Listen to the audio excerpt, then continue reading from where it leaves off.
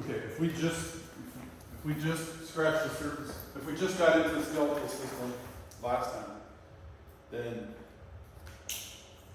we just, big old bone, right? 206 bones.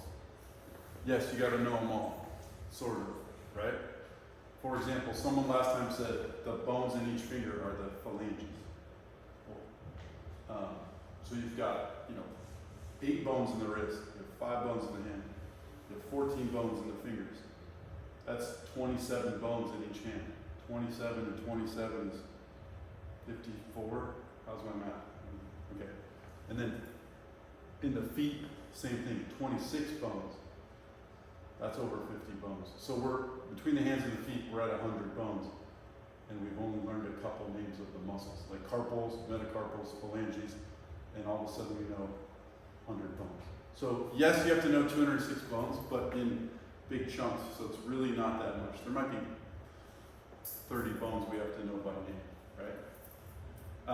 And some are just in groups, and so we're going to take some shortcuts, but we're going to go through the whole skeleton today, right?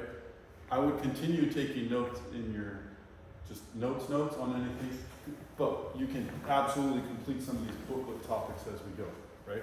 Because the first thing is labeling the skeleton, and we can do that as we go, right?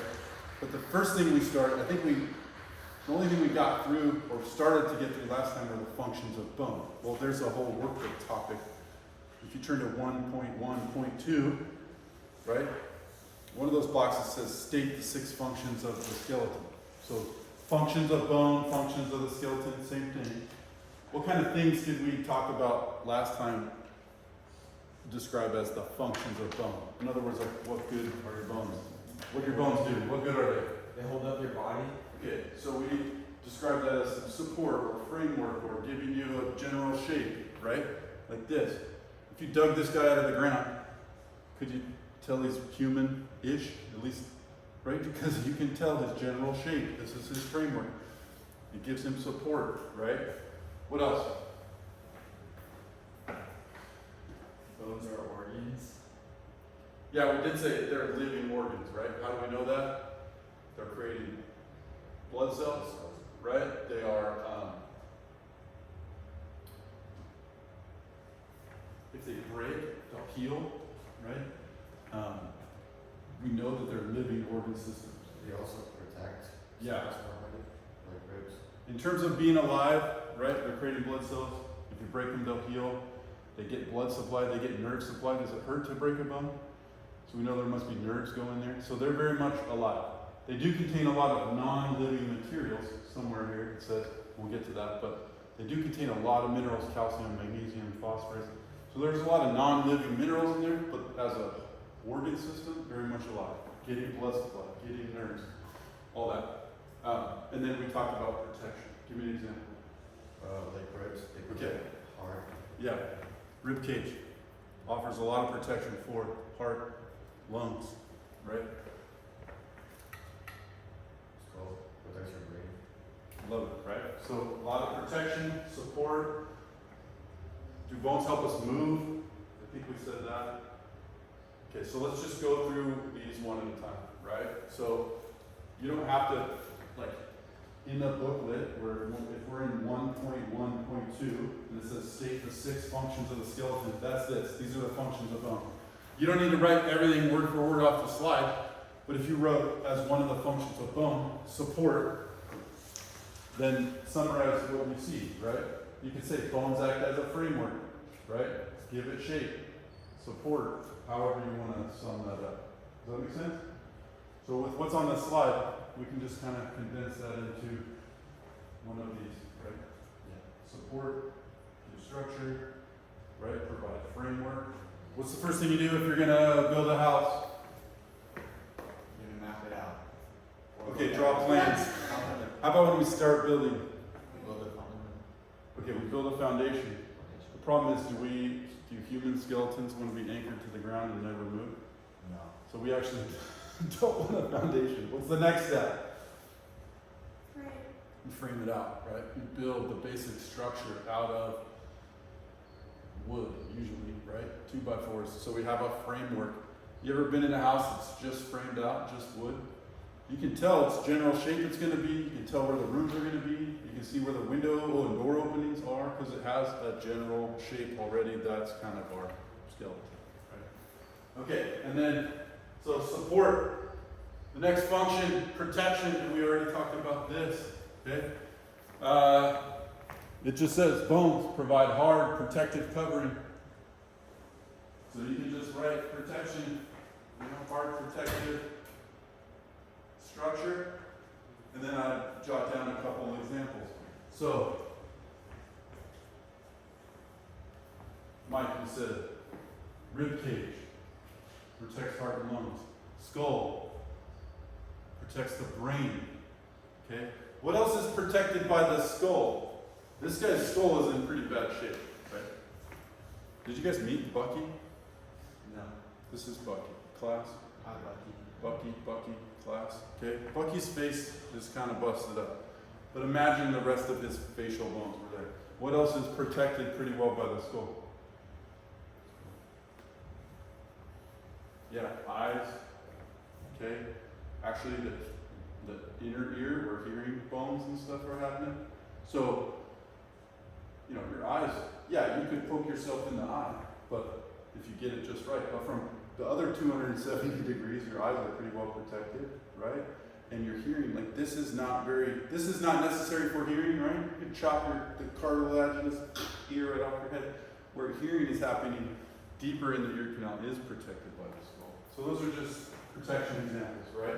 Rib cage, skull, spinal cord, right? That's part of the central nervous system. If your central nervous system is brain, then the spinal cord that runs all the way down through the spine, it's well protected by the spine, which we'll see. Okay, another function of bone, movement. I think this one came up last time.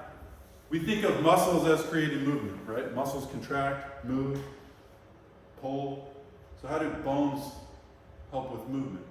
By themselves, bones can't move a whole lot, right? But what do muscles attach to? Bones, right? And then now they can act as levers, right? If we have a muscle here, like our bicep, brachii, and it attaches to the bone, if that muscle pulls, now we've got movement. These act as levers, right? We can move. Do you need bones to move? Does this kind of slug move around? Yeah, but not in the way that we move with levers. And so, movement we might associate with muscles, but here it says provides attachment points for muscles, bones act as levers, etc. Okay.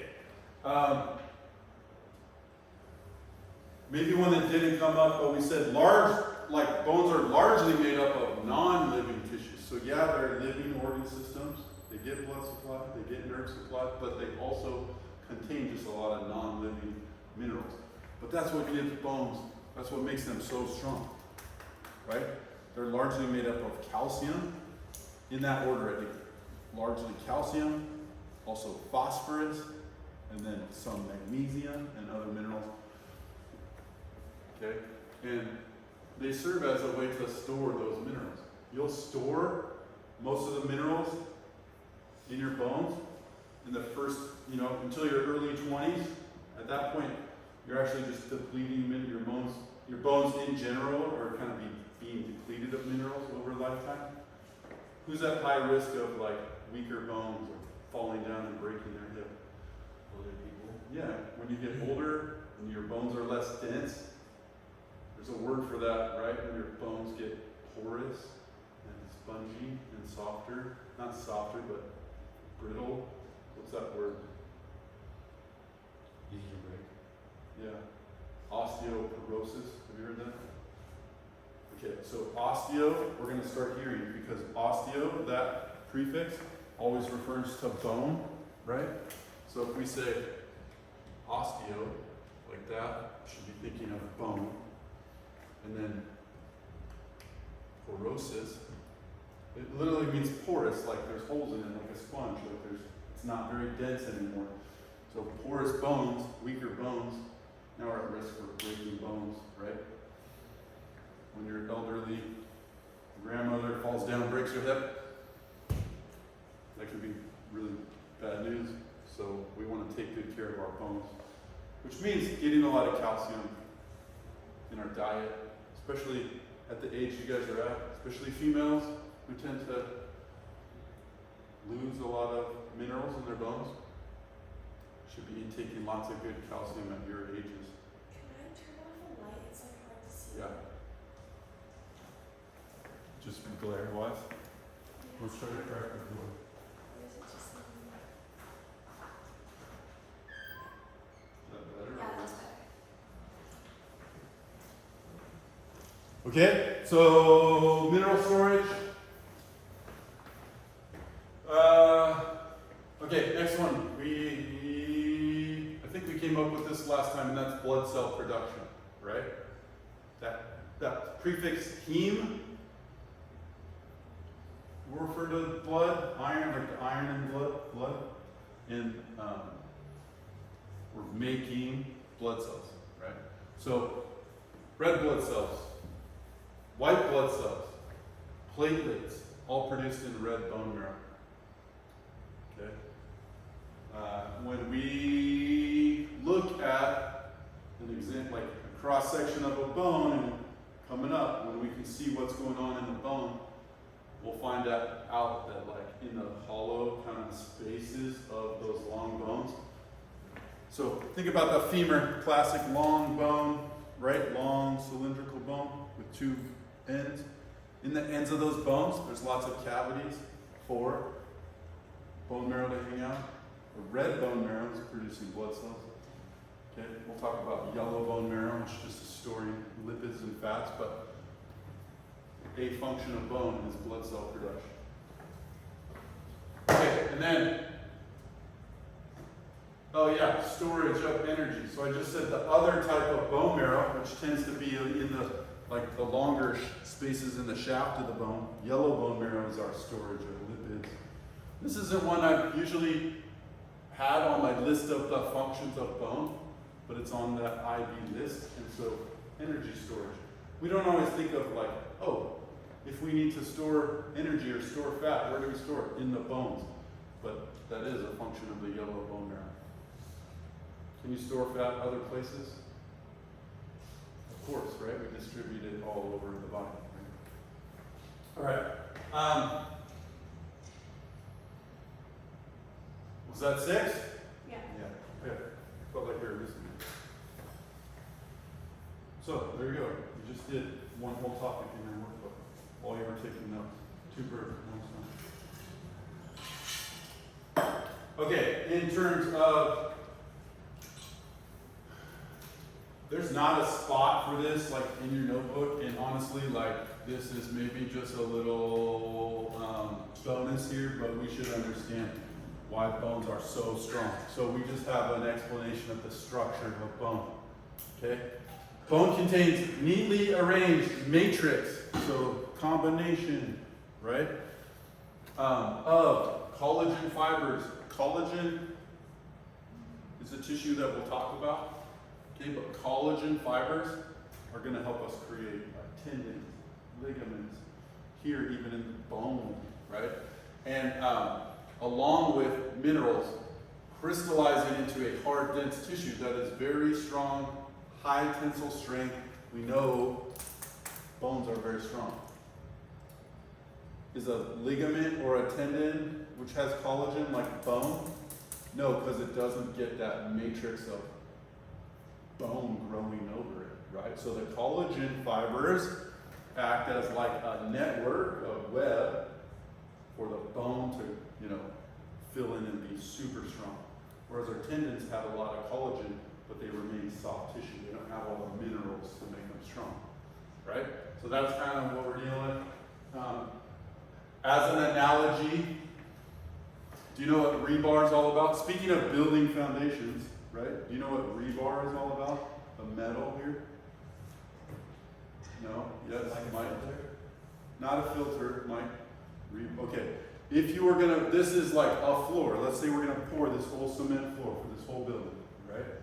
If you just pour cement down, like what happens to the sidewall after years? Just get like big cracks in it, right? and the tree roots push it up and it cracks, and then the sidewalk is all, like, that's not what you want to build your house on, right? So sidewalks, you're not putting the weight of a house on, not that big of a deal. But if you're gonna build a foundation or a cement floor that doesn't wanna move, this is cement, this is rebar, I mean, this is the metal, just bars that they put a matrix of, and then they fill it in with the cement. Now that cement is super strong, right? Instead of being brittle and just being able to crack, like the sidewalk, like you've got this super, like, hard concrete foundation with this matrix of metal inside. There's this, like, if you try to demolish this, it would be really difficult because it's just so strong. So that's kind of how our bones work, right? We have this matrix of collagen fibers, but alone this wouldn't be really strong. But you fill it in with the minerals of bone, and you got a super strong kind of. So that's the analogy there. Excuse me. You've got an image just of kind of bone healing, and you can see how slowly that matrix of collagen is just filled in with more dense minerals. Anyway, that's what that's trying to depict. Not a big deal if we understand all that. In other words, bones are strong. How about that? Sum it up. Super strong. Okay, here's kind of the core of what I want to get to today, and that is the axial skeleton versus appendicular skeleton. This stuff is sprinkled throughout your notebook topics. So just as we go, if we're talking about the spine, fill in the picture of the spine. If we're talking about bones that appear other places in the skeleton, we can fill in those. And if we miss anything, we'll go back and fill in the blanks, right? But you're going to see the bones of the rib cage, which there's a picture of it. There's the bones of the spine. There's a picture of it. There's the bones of just the appendicular skeleton. There's a picture of it. So we'll go through. So ask questions as we go, but just fill in the blanks as we go. We'll kind of flip from one page to another.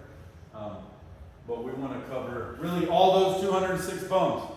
Okay, but first, there's a major division between the axial and appendicular skeleton. Are those words ringing any bells? Axial sounds like we've been talking about planes and axes, right? Like rotation. So I put the picture up somewhere. It's so random. There's a globe in here, right? I don't know why. Science classrooms have a globe, but we have a globe. You see what's going on over there? See what's going on here? This is the axis through the earth, right? That the earth can kind of rotate around. If we drew an axis through Bucky here, what would it look like? He actually has one, right? He actually has this metal steel bar that goes right through him, right? It goes right through his skull and really through his spine and out. And if we wanted, this could be an axis. We could rotate him around this axis. So this is an axis. So the axial skeleton is the portion of his skeleton that's really right down the middle, like right down the middle, right along that axis, I mean. So, and then appendicular, is that sounding like a word we know, that we're okay with? Do you remember our extremities, arms and legs? What's another word for that? Appendages, right? So our upper extremity, our lower extremities. So our arms and legs are extremities or appendages, if you've heard that word. So our appendicular skeleton are the bones of our arms and legs. Okay? And the connecting structures. So the bones of the shoulder girdle that connect, the bones of the pelvic girdle that connect our legs to our rest of our body. Really, it's arms and legs and the connecting structures make up appendicular skeleton. Okay, so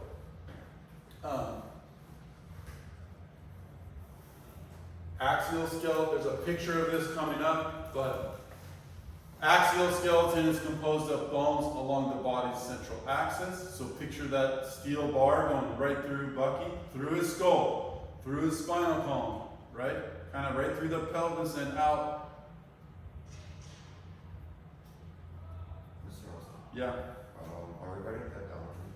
What Yeah, I mean, if you're doing like notes in your notebook, you can put that anywhere. If you like, because there's not a lot of space in the booklet other than the prompts, you know, that we'll want to do. So this can be somewhere else.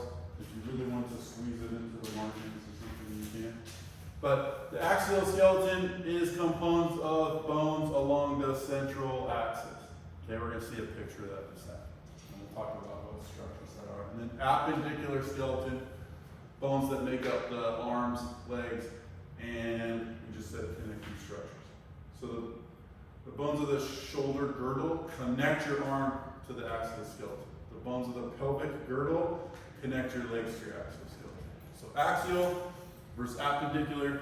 Let's look at a picture. Right? Like personally, I need a picture to visualize this. So in blue, what are we looking at? Kind of shaded in that blue color is the axial skeleton. How do you know? Because those are right down the middle. Skull, spinal column, and it's including the rib cage. Okay? And then look, all the bones of the arms, all the bones of the legs are just in yellow or bone color, whatever that is. So that's appendicular skeleton. So in blue, axial skeleton.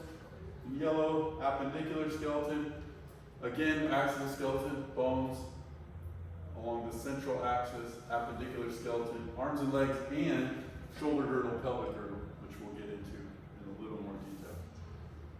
Okay, can you visualize that now? Axial versus appendicular.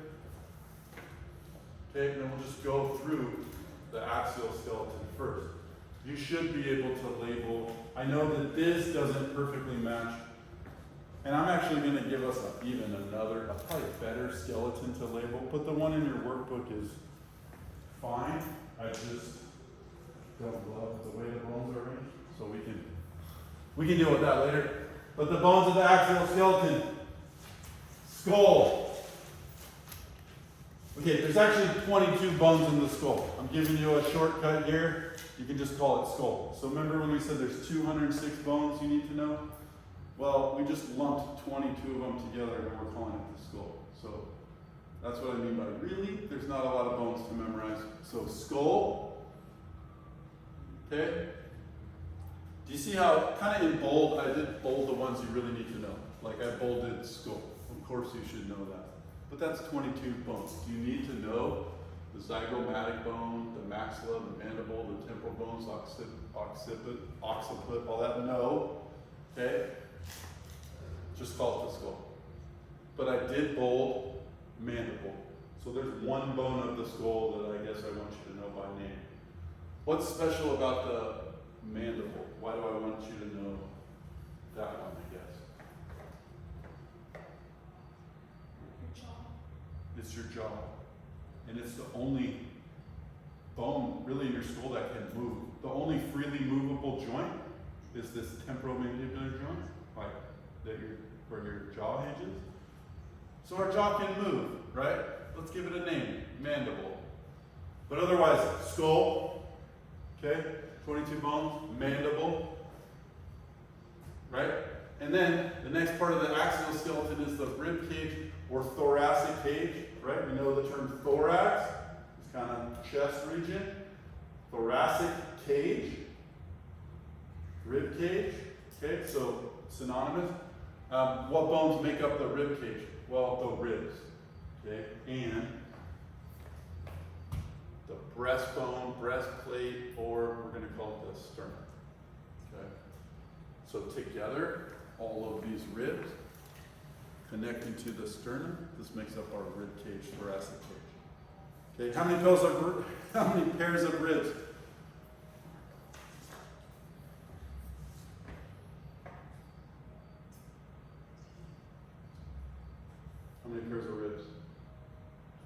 12.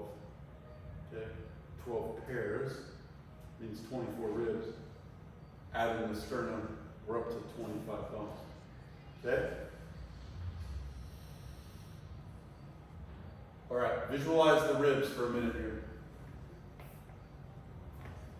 Try this. Point to your ribs. Everybody kind of did this, right? This is what we think of as our rib cage. These are absolutely your ribs. Can you feel where they end, like down here? If we're gonna flex, like, good thing they don't go all the way down or we couldn't move, right? It's below the ribs, we can kind of flex laterally or forward, right? But I want you to visualize the ribs as, of course, everyone pointed here, these are the ribs. But where's your first rib?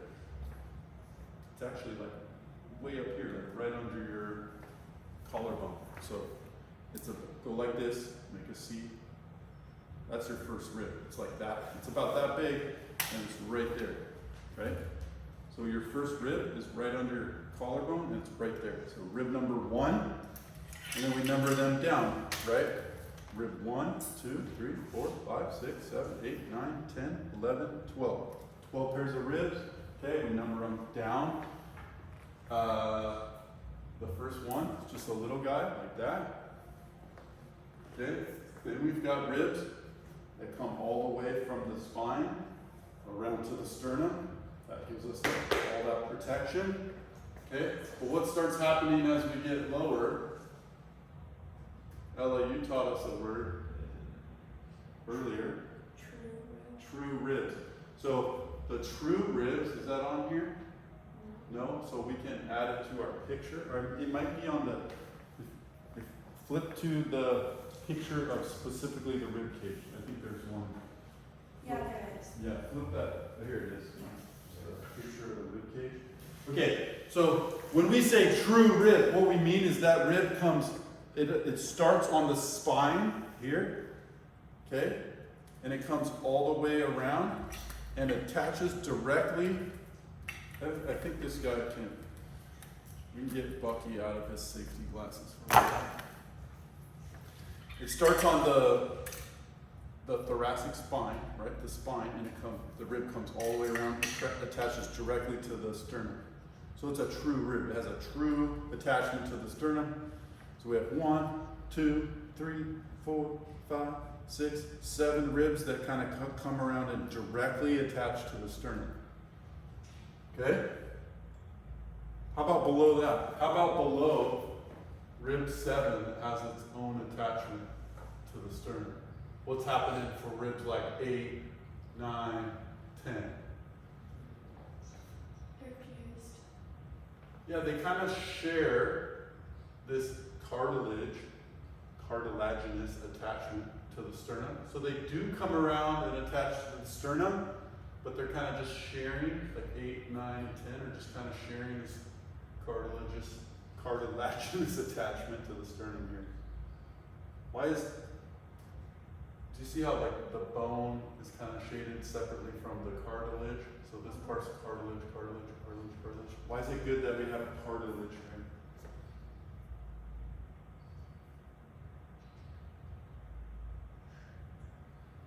What's true about cartilage? It's flexible. Yeah. Why do we want our ribs to flex and move a little bit?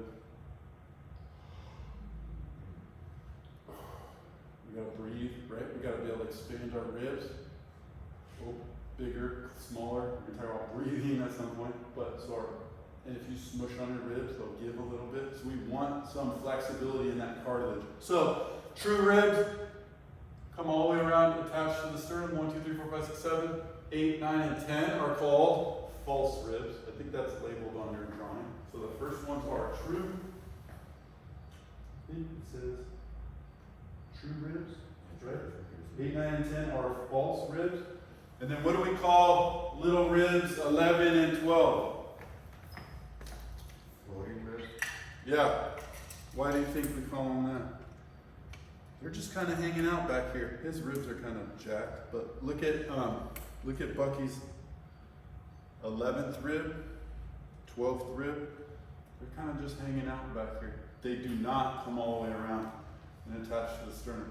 And if they did, again, it'd be kind of hard to move around. So they just offer a little protection in the back, which is good actually, like your kidneys are here and stuff, right? So they offer a little protection, but they don't come all the way around. So we call them false ribs, okay?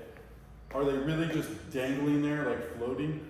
No, because we've got muscle attached, we got muscle in between the ribs that attach rib to rib to rib to rib to rib. So there's muscular attachment. Like this actually like pretty strong there, but they don't come all the way around to the sternum. So we have true ribs, 8, 9, 10 are false ribs. They kind of share this attachment, and then our floating ribs, 11 and 12. Okay, so that's our rib cage. It's just 12 pairs of ribs and the sternum. Okay, so axial skeleton, skull, thoracic cage or rib cage. It's just ribs and sternum, and that leaves the spine. Right, there is a drawing of a spine there you can label here as we go. We've already dealt with some of the terms of the spine. What do we call the neck portion of our spine? The region of the neck? Cervical. Yeah, our cervical spine, right? C, or C spine. C is for cervical. So we call our neck our C spine, cervical spine. Okay? How about usually people know the low back as lumbar. You know that term? Yeah. Like in your car, you've got a little lumbar support you can inflate for a little, it takes this nice curve. You can inflate this little lumbar pillow here to support your low back. Okay, we've got our thoracic spine. Does that sound like a familiar word? Thorax, abdomen, thorax, thoracic spine. Okay, or our T-spine, T for thoracic. Okay, so we have cervical spine, thoracic spine, which we could say upper back, lumbar spine, low back, and then we've got this structure that's called the sacrum. Okay, if we look at it from the back, this is maybe a better view on the skeleton. It's kind of that triangular shaped plate right here. Okay, and then what people call the tailbone, the last couple segments of the spine, which is the coccyx. Okay? So you've got cervical, thoracic, lumbar, sacrum, coccyx. Which vertebrae do the ribs attach to? Good question. How many, let's start at the top. How many cervical vertebrae do you have? 7. 7. Okay, so the one at the base of the skull would be C1. Makes sense, right? C for cervical, the very top one, going superior to inferior, C1. Right below that, C2. Right below that, C3. Right below that, C4, C5, C6, C7. So on the skeleton, way up here, C1, C2, C3, C4, C5, C6, C7. Try this. Feel your own neck. Maybe flex your chin down a little bit. Right in here about at your shirt collar, right? Which bone is sticking out the farthest? Feel the spinous process. That's the part of the bone sticking out. Feel which part of the bone, which level sticks out the farthest. Put your finger on it. Got it? That's probably C7, just for reference. Okay? So that means you have C1, C2, C3, C4, C5, C6, C7 is usually the one that's the most prominent. It kind of sticks out the farthest. Okay? What would the next vertebrae down be? If this is C1, C2, C3, C4, C5, C6, C7, T1. this would be T1. Good. T for thoracic, number 1. Okay? And then we have T1. How many T thoracic vertebrae do we have, Ella? We have Yeah, so T1, T2, T3, T4, T5, T6, T7, T8, T9, T10, T11, T12. Make sense? Okay, ask me that question again. which vertebrae do the ribs attach to? Which vertebrae do the ribs attach to? How many pairs of ribs do you have? 33. 12 pairs. Oh. 12. How many pairs of ribs do you have? 12 pairs. 12 pairs. How many thoracic vertebrae do you have? 12. 12. Okay. So your question, which vertebrae do your ribs attach to? Thoracic. Yeah, 12 thoracic vertebrae, 12 ribs. Every thoracic vertebrae has a rib attachment. Okay, can we see that here? Maybe hard to see, but when we when we have a chance, come look at the skeleton, right? This is C1, C2, C3, C4, C5, C6, C7. Okay? The next one below it will be T1. That's the one that has the first rib attachment to it. Okay, so which vertebrae do the ribs attach to? The thoracic vertebrae. Like, this is T1. Yeah. If I said, hey, Mike, what vertebrae is this? Could you figure it out? Yeah, if we're coming up from the top. Yeah, you could count from the top, right? You could say C1, 2, 3, 4, 5, 6, 7. Okay, that means this must be T1, T2, T3. I think I'm actually on T2 here. So you could count down, or you could say, hey, this is the first rib, so this is T1. The one right below that is T2. So there's there's kind of a few ways we can kind of figure out what we look at. Very good. So we just went through C1 through 7, T1 through 12. That means the last rib is attached to T12. That makes this lumbar vertebrae number 1, L1. Okay? And then how many lumbar vertebrae? Usually 5.